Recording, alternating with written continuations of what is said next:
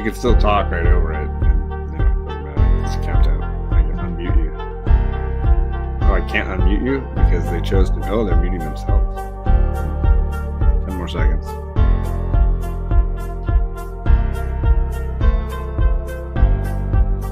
There's a countdown. Look, that worked well. There you go. I wasn't muted at all. I just wanted to see how long you'd go being awkward trying to talk to yourself. Just talk to myself over the countdown. Hey, folks. Welcome to New Comic Book Day Book Club, the monthly edition where we're looking back at our favorite books from the month previous. So we're looking at July's comic books. I'm joined by Alec from Whitewell Comics, as always. Is this almost 5 years now? We're coming up on that Cinco? Yeah. Is it only? Well, it felt a lot longer. Was it just 20, count was it the Guardians? Count how many Guardians #1s we've had to read. Well, I mean, it's like 12. It's 12 Guardians. We've aged 12 Guardians. So that's like 3 years. That sounds accurate. Yeah, that sounds accurate. How you doing? I'm all right.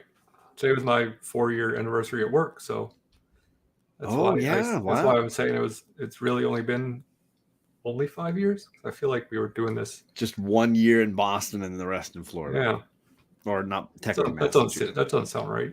No. So maybe 6 years? Is it? I don't know. When did I start my channel? I don't know. This is the kind of stuff we should do off air. Yeah, it's the best. Instead of talk about memes. Hey, yeah, exactly. Instead of talking about the rumble at the docks. Yeah. We got friends in the chat. We got Kevin. What's up, Kevin? Good morning, evening, whatever time. I don't even know. We got Ryan. Good to see you, Ryan. How you doing, man? Yeah, I had a countdown. That's all I had. It's got a song in it. Right? Looking forward to John spending the hour trying to explain the Hellfire Gala and leaving everyone more confused. Yeah, I can't wait to put my feet up and hear that too. We got Todd in the chat. What's up, Todd Christian? Good to see you. We got Eric Huffy says, well, look at this comic book club. Glad it's last month. I haven't had a chance to even look at the new books today. I've read my new books for this week, but I didn't get very many, so it's not a lot to chat about. Scott is in the chat. What is happening, Scott? Hola to you. We got Coach Vic Montgomery Wallop. Montgomery Molly Wop. That's funny. We got Terry from the Bronze Page. If I can click on his name, there it is. What's up, Terry? And let's see, we got Perry Gaiman. What's up, Perry? Just edited a video with me. Oh, geez. That's bad. That sounds threatening. I can explain the gala. They dress fancy and people die. I mean, it's accurate. So yeah, we're gonna be talking about books from noteworthy books from July, and as you can see by the thumbnail Alec made, we're definitely going to be diving into the new Jeff Lemire Image book, which is a square bound issue #1 called FishFlies. And then I got a bunch of Marvel books like the Hellfire Gala, and Alex got a few books he wants to bring up as well, so we'll scatter that across this hour together. Just Salt Bay it across. Yeah, there you go. So let's dive into FishFlies, the main book of the night. Those that don't know, Jeff Lemire does draw as well as write his books, and so a lot of his comics, May's book and the like, are both drawn and written by Jeff Lemire, and this book is part of that collection. I mean, that's how he started. Like, yeah, he did Essex County and Underwater Welder and all those early books. He did all of it. So I mean, these days he's so prolific, it tends to be slight. I feel like he draws less. Sure, but I mean, I will say off the bat that he doesn't have to do that anymore. No, he is a successful enough writer that he doesn't have to draw his own comics anymore. He does it because he loves it. And this is the truth. That's, I think, cool. Yes, Tony, we're live. Good to see you, sir. So do you want to run through the story on this one? Do you think you can recap it for us? Sure. Okay. So it starts with these 3 street youths walking down to a corner store to buy some ice cream. Mm-hmm. And when they get to the parking area of this mini mart, it's covered in these things called FishFlies, which show up for a couple weeks every year in this area of Canada, and just cover everything, much like the love bugs do down here in Florida. And the cicadas, right? Oh, and cicadas, yeah. But I mean, the cicadas aren't like this, where they're just like swarms covering things. Okay. And so they kind of wimp out and don't want to walk across these bugs because it sounds gross and feels gross. So they kind of bribe one of the kids to walk across it barefoot and go buy all their ice cream. And when he gets to the mini mart, it's being robbed and he ends up getting shot. And then it kind of cuts to the robber / shooter waking up in this cornfield or some sort of field of a farm, and he makes his way to the barn where he kind of collapses, and the child of the farm finds him and helps him to kind of like survive a bit, and hides him in the silo where he also gets attacked by a bunch of fish flies as he's trying to get to the barn, which apparently bite. And so throughout the next few scenes, he kind of gets more and more boils and bumps on him from the bites. And then the kid leaves him there overnight. When they go back to find the guy the next day, he's turned into a life-sized fly man. It's kind of gross. Did I miss anything? No, that's pretty much it. Because it ends with that transformation. The transformation is somewhat slow, but like, yeah, there he is at the end. Much like I mean, he's also on the cover, yeah. So spoiler alert. Yeah. I mean, not really, because like obviously you know where it's going because of the cover. That's not.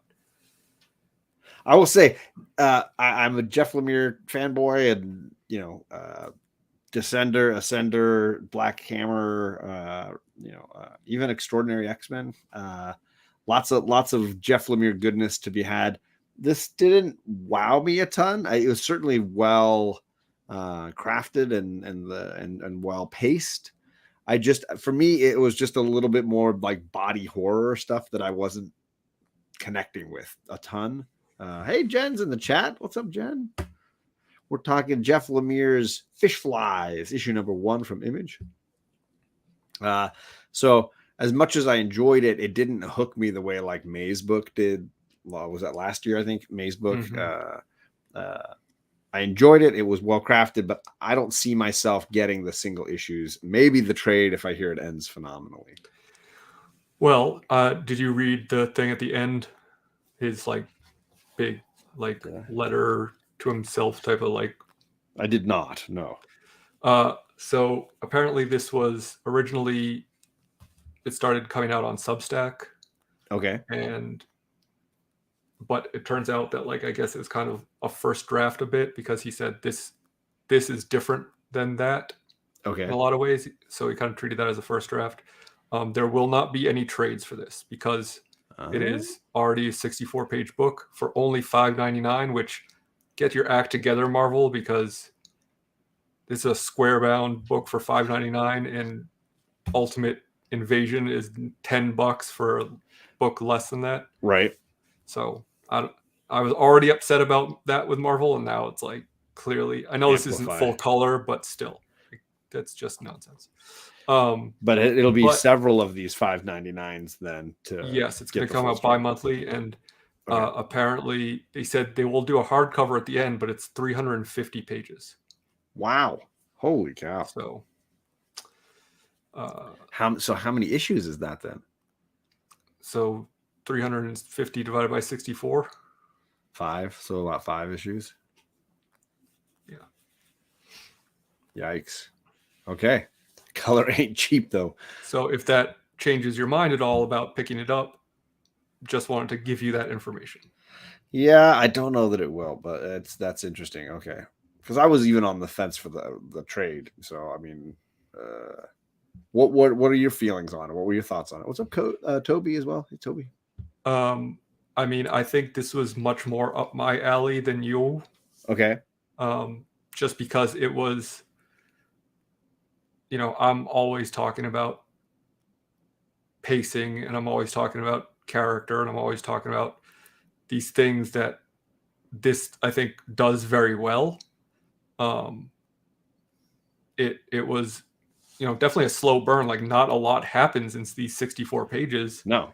But I was never bored by it, and it, like, the pacing of it for me was a lot better in 64 pages, telling a story that not, you could have done in 22, but Sure would have felt compacted. I don't know. It is the type of story that I like to read, where it's, a little more plotting and subtle, and gives you time with characters reacting to things, and which has always been, I think, for me at least, Lemire's one of his strong suits is his right. pacing. You Yeah. know? I mean, you look so, at a book like May's book, which could have been a single issue if you really wanted to crunch it all down, but I think worked better spread across the four. I think they ended up doing. Like, the transformation to me was the least interesting part of this book. No, obviously the kids and the abusive dad and I think there was definitely other things that were more interesting than whatever was happening to the FishFly man. So I mean, I hope that it goes in a direction where it's more about, this kid and how they are dealing with life, and, kind of like an Iron Giant situation, where it is not about the FishFly man. It's not about the robot. It's about what is learned because of the situation, or like how it affects the situation without it being about the situation, I guess. Okay. I don't know. No, I think that's fair. It's that's I mean, there's a few stories that have that trope of the kid and the criminal bonding.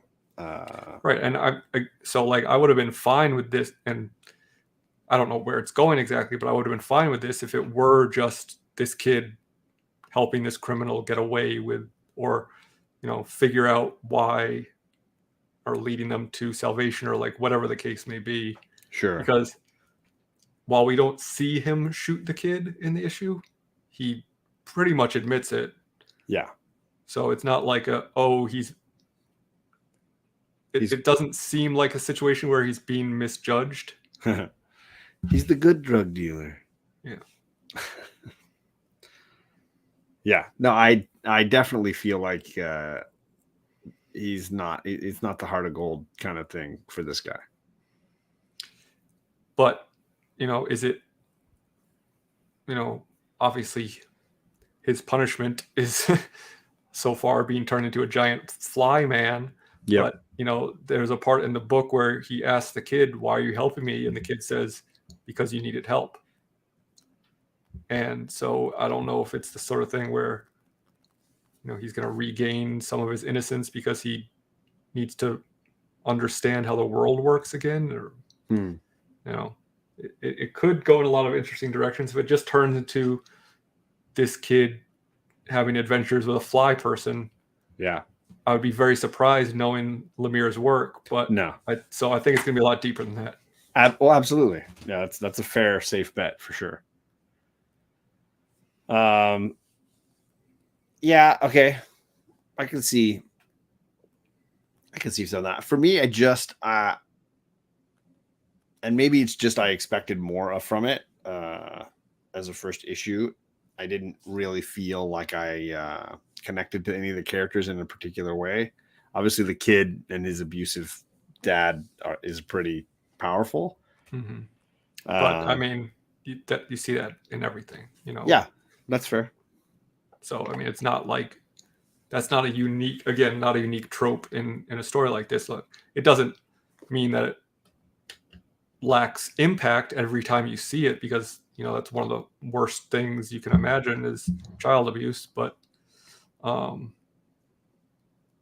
it's not like, oh, he's tackling this new ground here. No, but for me, like, I just felt a bit of a disconnect from the characters. Again, I compared to something like May's book, where you're just emotionally really like drawn into that piece. I didn't feel that same connection to this one. Yeah, I mean, that's fair. I mean, I think, like, if you're comparing apples to apples, which is Lemire to Lemire, right? Without having read the whole thing, it's so far, I don't think it's up there with his best work. If you're comparing apples to oranges of this versus most of the other books on the shelf, I still think it's better than most things you're going to buy. Probably, yeah. What would you say is some of your favorite Lemires then? I still really like Essex County. I mean, I know that's like really early stuff of his, but I bought the compendium, but I haven't read it yet. I liked his more like earthbound stories. Obviously, Descender is up there for me too. We talked about that ad nauseum. My LCS owner is a huge Sweet Tooth fan, and it's like his big favorite. But I know that one's. I haven't read the comic. I just hear it's really dark. Yeah. So yeah, I mean, but I tend to like the things that are more kind of like human stories that he does. I think that's where he really excels in a lot of ways. I mean, obviously he does.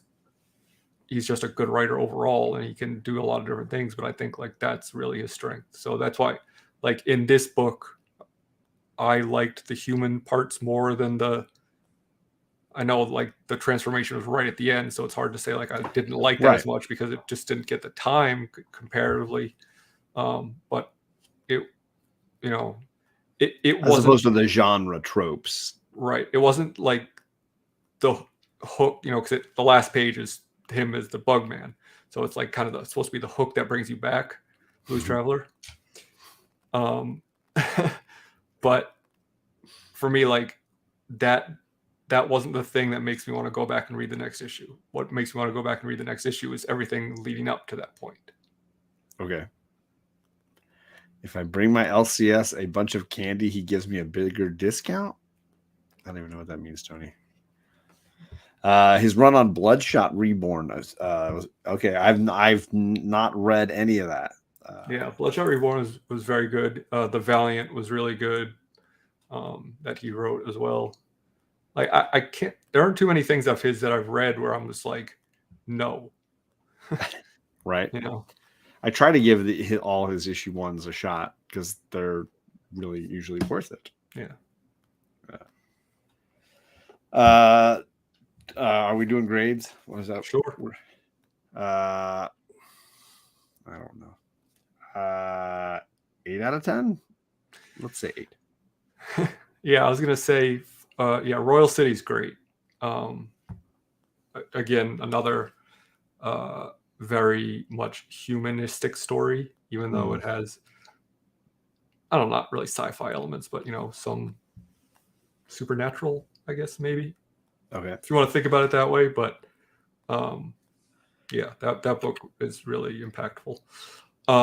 I get your joke now, Tony. Sorry, I get it. Sweet Tooth. Okay, boy. And May's book was a really good one. So yeah. I don't know if I'd ever be able to reread it because it's so heavy, but beautiful. Yeah.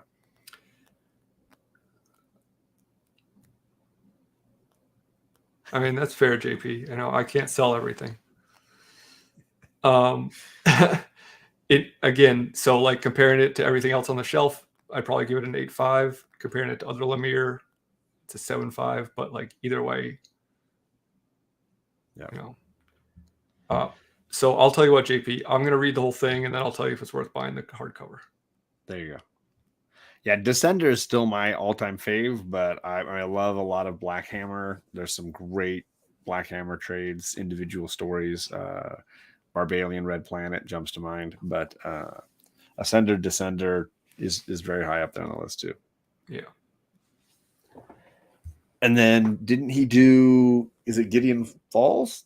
Yep. Is that his as well? Okay, I haven't finished that one yet. I've only done the first hardcover, but Little that Monsters. that first hardcover is really phenomenal. Little Monsters, I haven't. I only did issue 1 or 2 of that.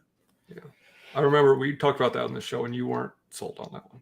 Yeah, I just did it. It didn't hook me, but I hear some people really loved Little Monsters and where it went. Look, Phil's just listed them all. Look, bang, bang, bang. Dropping the hammer.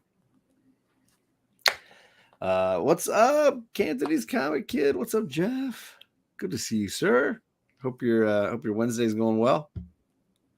Did you have another book you wanted to dive into? Is there something the top of the list that's of interest for you? I mean, I have a couple other things that I can talk about. Nothing that like I'm super excited to talk about. So if there's something that you're champing at the bit to discuss, like Hellfire Gala, or yeah, we can do the Hellfire Gala. I know. It's a big boy, this book. $8.99. Let's see. I'm just gonna do it by weight. Yeah, it weighs about as much as the FishFlies, but it's not square bound. And paper quality at Marvel. But it is full color. It is full of color, and by that we mean blood, because a lot of people get killed. But how many ad pages are in there? Probably a fair amount. This is one of my favorite. The Nimrod just smashing, and yeah, there's your girl, Ryan. That's Dazzler getting smashed to bits right there, and your girl is getting crushed there too. How dare you? That's a Jubilee right there. No, it's not. Bloody mess. It was, yeah. She made it's for me, it's hilarious. This is the page they do each season where it's like, look, these are the people that made the new team for the upcoming year. And there's Dazzler and her sparkles, and there's Jubilee. And the next page, you turn the page, all dying. And it's Nimrod just crashing in and crushing them all. And they said, what is it? They said, Nimrod avoided detection by orbiting the Earth and descending from the thermosphere at terminal velocity. Everyone in the Gala would have been killed, but Jean Grey blunted the shockwave with her telekinesis and put Juggernaut in between her and everybody else. Hilarious. Yeah. We all know that Jubilee is never going to die. She will be back. No, none of them. She is the greatest of the X-Men. Well, that's going a long way. Yes, I am home, back here at the house. This is my first live stream in like 2.5 weeks. It feels like it's been a hot minute. No, I was last night. Sorry, I was on JP's channel last night. Yikes. I mean, it can be as short as we want it to be, right? There are a lot of variant covers. Yeah, bye Jubilee. Jube's head went pop. Yep, it did. Biggie Shack. What's up, Biggs? Everybody's girl gets crushed in this book. Storm wasn't there. I'm just going to say it right now. She wasn't even at the gala, folks. Wasn't even there. That's suspicious. I mean, you could say that. You could say that. Thank you, Toby. I appreciate it. Jubilee is the greatest X-Men, said no one ever. Says Sharon, you don't even read X-Men. Come on. I just said it. Am I no one to you? But lots of great sequences. It all culminates in Xavier taking the helmet off and basically surrendering. And then my least favorite part is he's basically convinced into forcing all the mutants to go through Krakoan gates that have been predetermined where they'll go without really knowing where they're going to go. And of course, that doesn't end well with anybody. We get a new wonderful. Is it one of the diagram pages? Yeah.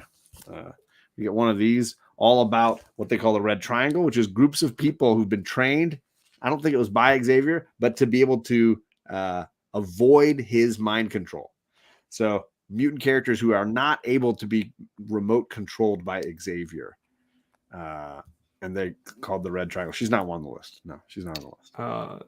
I don't jest about Jubilee. The best villain is a Sentinel, but is that you could count Nimrod as one of those, right? Phantom X is a Sentinel variant. Lots of Sentinels. Everybody loves a good pink or purple robot. So lots of good twists, lots of dramatic moments. The baddest ass of them all for me was when I'm not even gonna be able to show this very well. Moira was basically holding a knife to Xavier's throat and threatening the whole thing, and then Rogue heroes out. She just rips Moira, who's basically like a cyborg at this point, rips her in half, and that's Moira's head screaming "Stop her" as she's being thrown aside. And then she flies off with Xavier, rescues Xavier, and flies off with him. Rogue has some major hero moments. Pretty badass. Yes, there it is. See? Eric knows what's up. What's up, Scott? Hoarder's Hide. What's up, Scott? Jen asked who the narrator was. I had one question. Who was the narrator? Does it ever mention that? I thought it was Xavier. Maybe I'm wrong in that.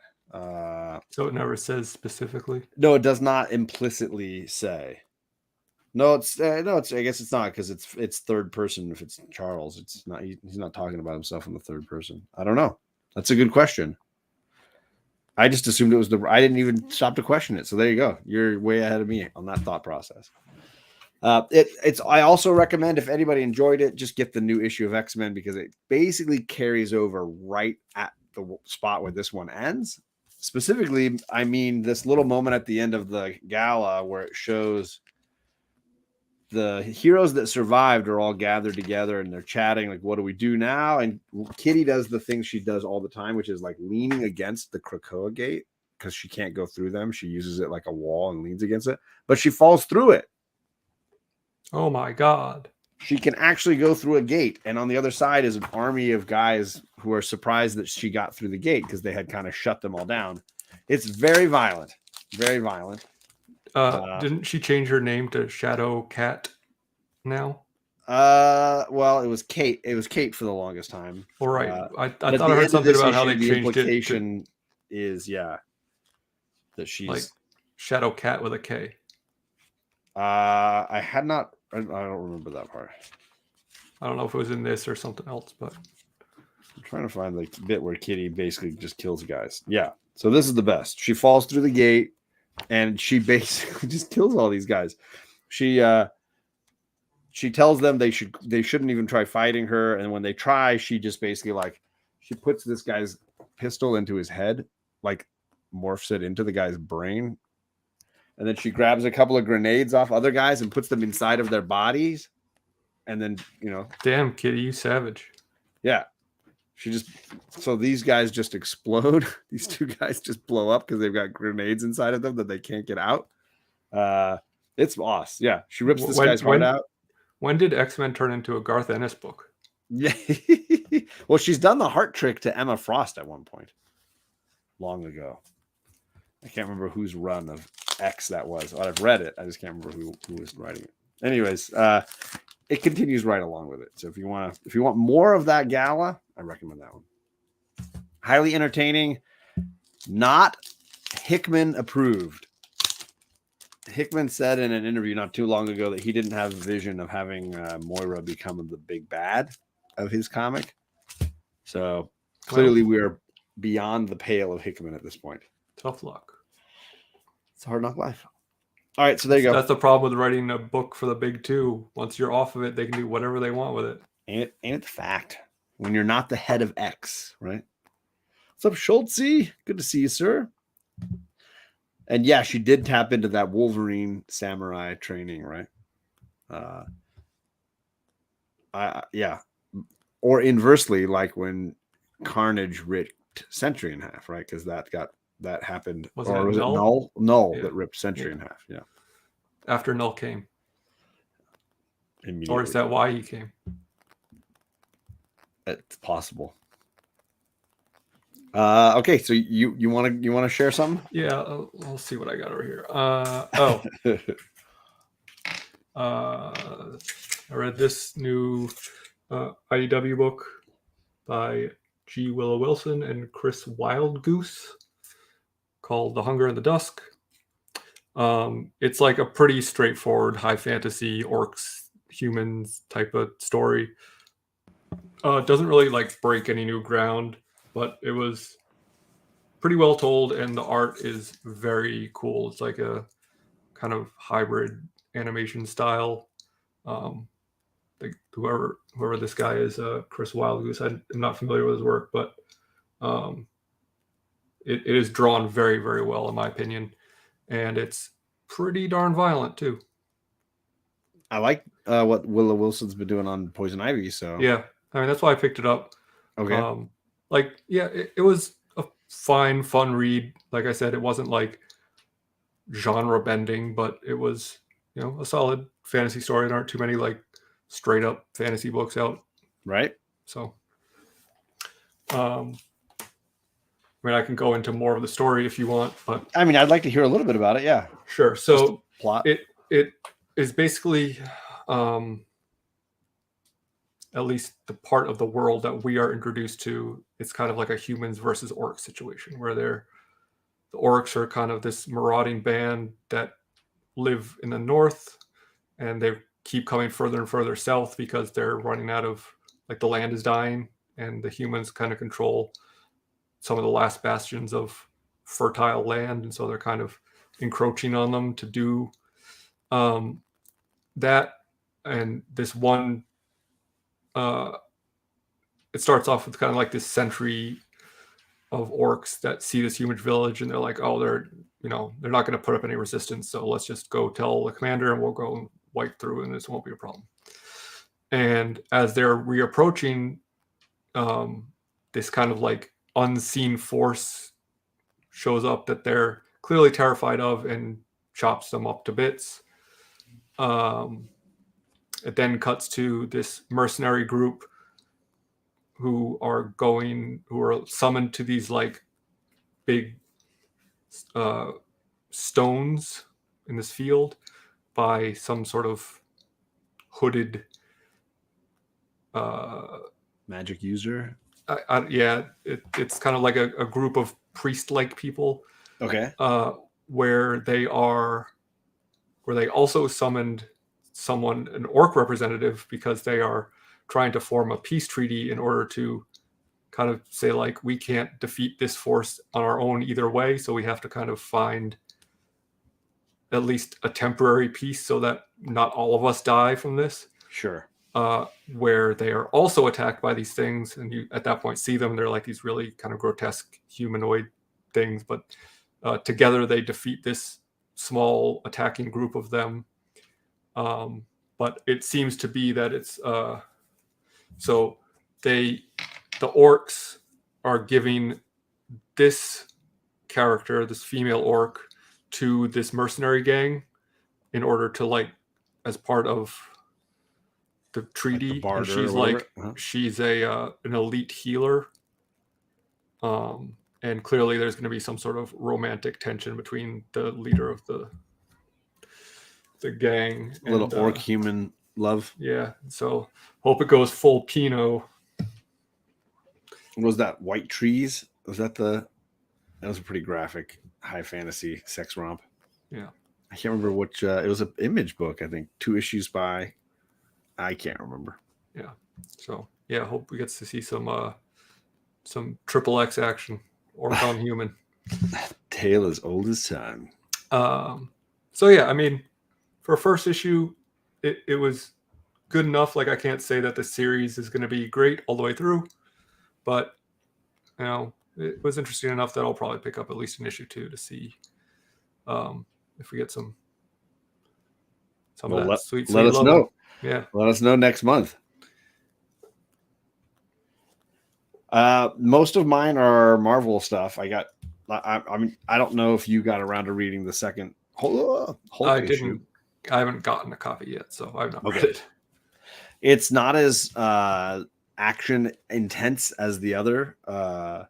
The focus is almost exclusively on Bruce Banner, so you only get the Hulk kind of appearing right at the very end, is kind of like the big, next week Hulk's going to destroy a bunch of stuff or whatever. But I felt like it maintained intensity and set up what we wanted from the story, which is an understanding of the villains and this young girl and what this relationship's going to be like and how the monster and Bruce are vying for control at the moment. So that all worked for me, and I liked the setup, and I'm looking forward to more from Philip Kennedy Johnson and Nick Klein. Zdarsky, yeah, that's what it was. What a surprise. Chip Zdarsky wrote a book about sexy stuff. Yep, it was indeed. It was just two. I want to say it was like just two issues. And then the only other one I got was issue 1 of Blade with this fun John Tyler Christopher JTC. Yeah, cover. I was considering buying it mostly because of the interior artist Elena Casagrande, who did the Black Widow Kelly Thompson run, or at least a large portion of it. And then I saw this cover and it kind of sealed the deal for me. I will say I didn't love it. The writer is also the gentleman who did Chariot for AWA, which is one of my favorite reads. Was that last year? The year before, maybe. About the car that's possessed by the woman who dies in it. A really good AWA run. And if you haven't read that, you get the trade. It's really good. This just felt a little bland, a little typical. It didn't really rise above basic Blade killing vampires stuff. I was just hoping for something a little more from it, but and the artwork, it wasn't as good. I like Elena a lot, Scott, and I just didn't feel like it was working here. I don't know. I know we've said this before ad nauseum, but you wonder how much of that is editorial telling the writer to like, oh, you got to do this way right, because this is an upcoming movie property that we want to do something with or whatever. Totally. Well, the artwork though, for me, it seemed. I mean, she's a digital artist, and I couldn't tell if they had just put too many like filters on it, too many everything seemed a little like fuzzy, like it was out of focus. And I thought, oh, maybe it's just like the way it was printed. Maybe I just got a bad print. But I talked to other people that felt like theirs was the same. Versus how sharp that Black Widow book would look is amazing. I was looking to purchase like pages or something from it. It's so good. So I don't know. We'll see. And that's it, folks. That's all the ones I got. If Alec has some other ones. Yeah, I also picked up this Sirens in the City. That's the Boom book you were saying. Yes, the Boom book. Boom book. Boom book. It's an interesting concept. It's about like this woman is a siren, like a classically speaking a siren. Okay. In New York, I believe New York, right? It looks like it. Some big city. And it there's also vampires and I think werewolves. I read this like a month ago, so forgive me if I get something wrong, but there's like a lot of different mythical type creatures. Okay. And so, it's an interesting concept. It's, Fables-esque where it's, mythical creatures living in the real world without the real world knowing that they exist type of thing.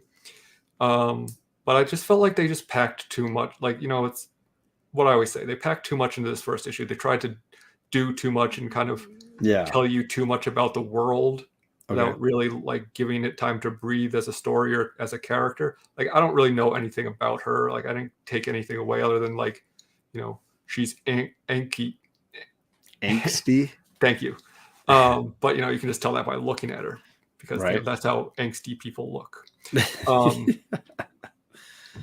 So, I mean, it has some promise, but not my favorite first issue. Okay. And who's the creative team on that one? Starr and Randolph, two people I'm not especially familiar with. But, all right. I mean, it was capable, just not like. But it had also a nice Jenny Frison variant cover, which I also got. Always love a good Frison cover. Nice. Todd, yeah, I agree. Hulk has been very good. A mix between Ewing's run and Bruce Jones's run from the early 2000s. That one I'm not familiar with.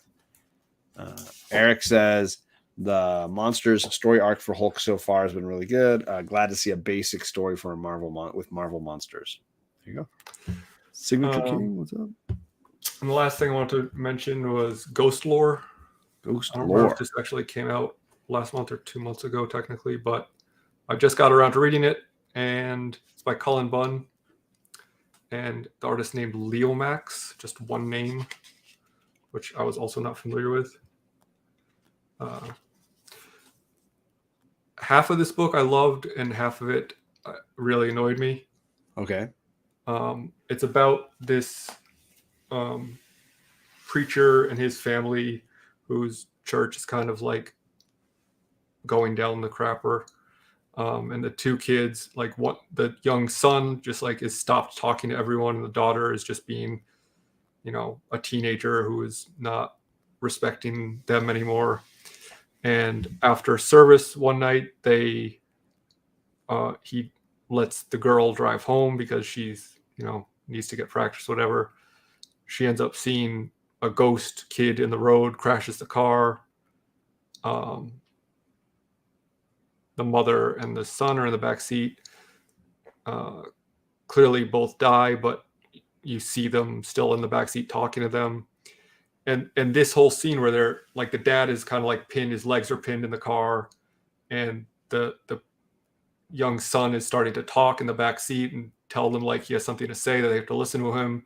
And the dad's freaking out and the daughter's freaking out, and like it's a very intense and tense scene. It like gives you a lot of anxiety because like there's this back and forth of like, what is his son going to say? Because like clearly he's a ghost at this point. They don't know that at this point. The dad's freaking out. There's ghosts coming out of the woods to approach the car that maybe only the girl can see. And then the son tells this story about why he stopped talking, because he and two of his friends chased this girl into the woods, this new girl who just moved to town, who turned into this giant monster and ate his two friends. Jeez. And told him that he can't say anything or else he'll be next. And that's also why people stopped coming to the church, because these two kids went missing, and they kind of lost some faith because of that. And it was just like, it was this really nice, like subtle, mysterious, uncomfortable situation that then just got dumped on with exposition. So I would have rather, personally, if I'm looking at it as an editor, I would have wanted it to be a little more subtle, where the son kind of references something that happens, but you don't get the whole story. And maybe that, but again, I don't know where the story's going. So maybe it's not about that. It's about the daughter and the father dealing with these ghosts that are now, including the mother, who is, because once the son kind of gets it off his chest, the daughter basically is like, oh, you're not burdened with this anymore. It's mine now to deal with. And it allows him to kind of like seemingly pass on. Whereas the mother, her ghost kind of leaves the car, and the daughter tries to follow her, and you get the sense that like she has some unfinished business. So I don't know if it's going to be like one of those, oh, the daughter has to help shepherd all these ghosts away because they're all like, you have to listen to me. You have to listen to me. So, yeah, Dad need to tell a story to pass on. If that's what it's going to be about, is her just trying to like help all these individual ghosts. I mean, you can't tell a story. Too simple. Well, like the whole story can't be them trapped in the car trying to have this intense scene, right? Like that is a scene of a story. Yeah. So it has to be something greater than that. So I understand if that's what it's about, and if they do it in the right way, it could be really cool. But the whole section in the middle kind of like just kind of dragged it down for me. But, gotcha. But the parts that were good were excellent. So shout out to that. Given the series name, I bet it's her helping ghosts, says JP. Ghost lore, yeah. Any more? Is that it? That's it.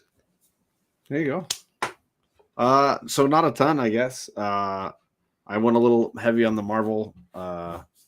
That's mostly what I've been getting lately, I guess, is mutant stuff, and then a couple issue number ones just to try stuff. But John was also in Hawaii for 2 weeks, so my pull list was pretty small when I came back. I was pretty proud of myself. 3 weeks worth of books, and it was maybe six comics, 7. Wow. Right, there's your problem right there. I mean, is that also speak to a problem of? Is that an issue of quality that you just don't want to read a bunch of stuff, or is it that you're just trying to cut down?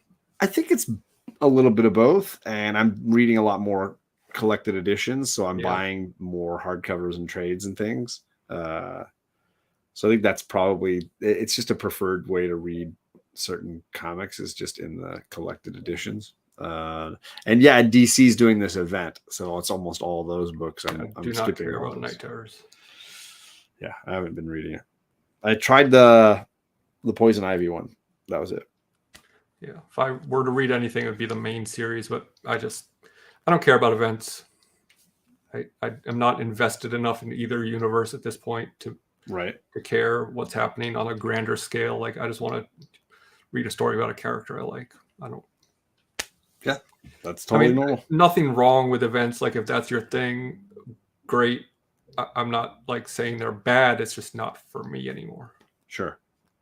I'm not far off of that. Powerful, yeah. Some of the covers for some of them have been really great. There's a Zatanna 1 in 50, I think, that came out this week. The Chuma Hill variant that was really cool, but it's going for like almost twice ratio. So no thanks. Yeah, not that cool. Pass on that. Pass on that. I don't know that I have anything else really big coming up.